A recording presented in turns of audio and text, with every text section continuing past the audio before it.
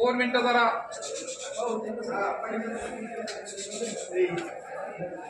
इथं एका वेगळ्या कार्यक्रमाला आल्यानंतर समजलं आलापूरवाडीचे सर्व ग्रामस्थ या ठिकाणी पोहोचणार होते। मी 8 दिवसापूर्वी जेव्हा एका त्रस्त माणसाने ज्याचा आलापूरवाडीचा काही संबंध नाही अशा माणसाने तक्रार केल्यानंतर मी संबंधित डिपार्टमेंटला सांगितलं, पोलीस स्टेशनलाही सांगितलं है ना। मला माहिती मिळाल्यानंतर मी लगेच त्याच्यावर ऍक्शन घेतली।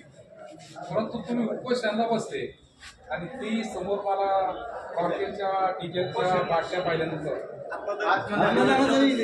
मी आपल्याला विनंती करतो, एवढा चांगला आमदार असताना मी चांगलं म्हणतो मला, कारण मी खूप कामं केले आणि एमआयडीसीच्या तालुक्यामध्ये एवढे कामं केले तर मला नाही वाटत 70-75 वर्षामध्ये जेव्हा भारत स्वातंत्र्य झाल्यानंतर एमआयडीसीची एवढी मोठी कामं झाली असतात आणि तुमच्यासारखे उपोषण करावं आणि मला त्याची माहिती तुम्ही देऊ नये हे मला खरं दुःख झालं आहे ना।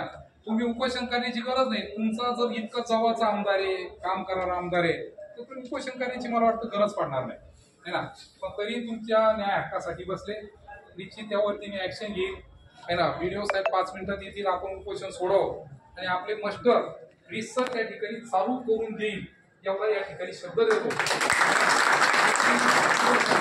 ते किती देतील है ना। आता कालही तुम्ही पाहिलं असं शाळेसाठी वॉल कंपाऊंडला 17 कोटी एमआरईएस मधून आपण दिले, 17 कोटी।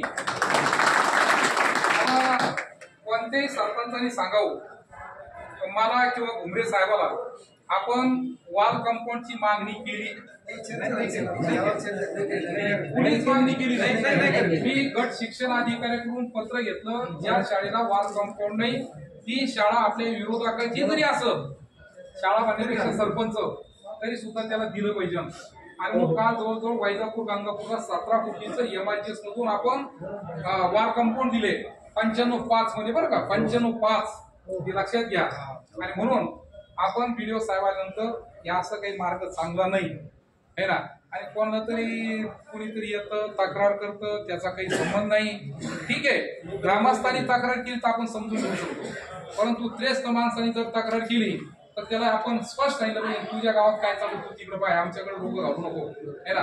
गावातली तक्रार तरी नको कोणाची है ना। तर या ठिकाणी तिची शब्द देईल, मस्टर आपण चालू करू। मी आजही आपले कलेक्टर साहेबांना सुद्धा हे निवेदन मी देईल, त्यांना सांगेल की याची ऍक्शन घ्या आणि मस्टर चालू करून द्या। परंतु तुम्ही हा मार्ग हा काही अवलंबू नका, आपण छत्रपती शिवाजी महाराजांची मावळे